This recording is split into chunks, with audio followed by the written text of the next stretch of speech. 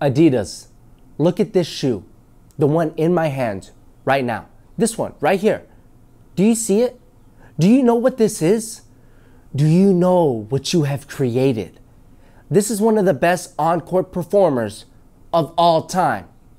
Everybody is excited to get their hands on the CrazyLight Boost 2016. So I just have one question for you. Why in the world is this shoe so hard to get? Why is the availability non-existent? Did you not listen to Uncle Ben when he told Peter Parker, with great power comes great responsibility? The power is this, right here in my hands. I got the power, I got the stuff. Your responsibility is to make it easy for me to get this.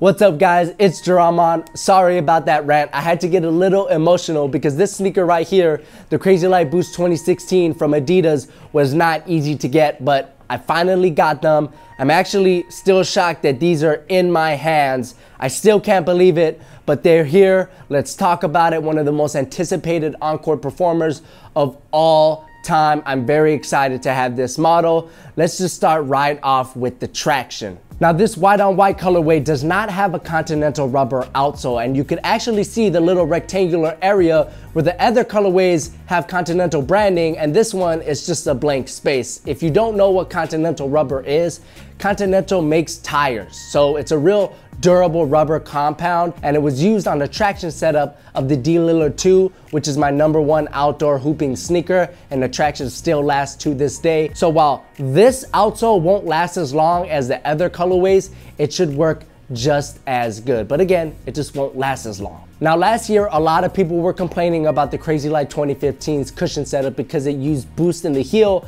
and not the forefoot, but Adidas listened to our complaints and went the extra mile here by adding the most boost ever in any Adidas model. That's crazy when you think of it, and just by trying these on, it's not as plush as something like a Pure Boost or something like that, but I could tell that once you start really moving around in it and start getting used to the cushion setup and really start activating the boost, it's going to be fantastic. So while the step-in comfort isn't like wowing me at this point, I could tell once I start running around in these, I'm gonna be in absolute cushion heaven. So while there will be a prime knit version of this model, this white on white colorway does not have prime knit. It uses a jacquard upper, and it's identical to what we saw on the D Lillard 2, and that's fantastic. That was my favorite aspect of that model, so I'm really excited that the materials on the CrazyLight Boost 2016 come correct. To be completely honest with you, the materials found here remind me of the performance woven upper that we saw on the Jordan 29, which was one of the most amazing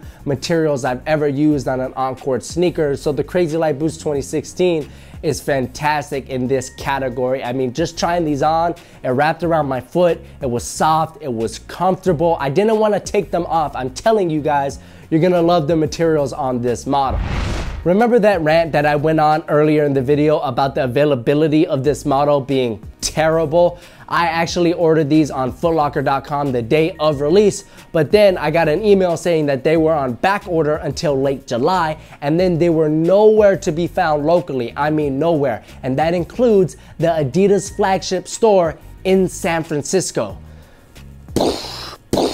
Now, the reason why this irks me is because we've been getting conflicting reports about the sizing of this model. Some people say definitely go up half a size, while other people are saying go true to size. And there's even people saying, no, you definitely gotta go down half a size. And this is why having these locally in store is really helpful. So you can go in the store, try them on, make sure they fit, and get the most bang for your buck. Now, I can only speak for myself and how this shoe fits around my foot, and to me, true to size is perfect, size 10.5. There's a little bit of space in between the front of the shoe and end of my toes, and this is something that I like. Some people like to have the front of their shoe right on top of their toes. That's not me, so it's a bummer that you can't go in store and try these on. Those conflicting reports can be real confusing when you're trying to buy something online, and it's just a better experience when you can go in a store and make sure that it fits perfectly to your foot. So again, me, true to size. For you, it may be different.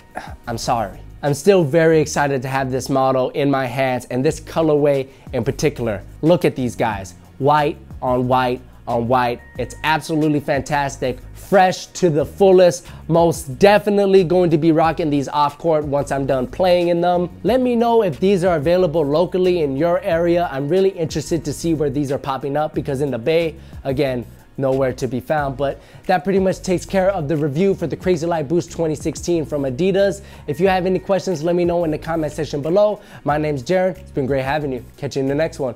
Peace! Then we'll get enough impact protection, while quick guards will get enough responsiveness, but explosive players are going to benefit the most thanks to a hollowed out court in between the Zoom Air unit. Now, don't get me wrong, he's athletic by all accounts, but he just isn't an explosive player. And when you can't rely on going past, through, or over your defender, you have to have a lot of moves with a lot of counters, which is exactly what Ingram displayed against that big game against UNC.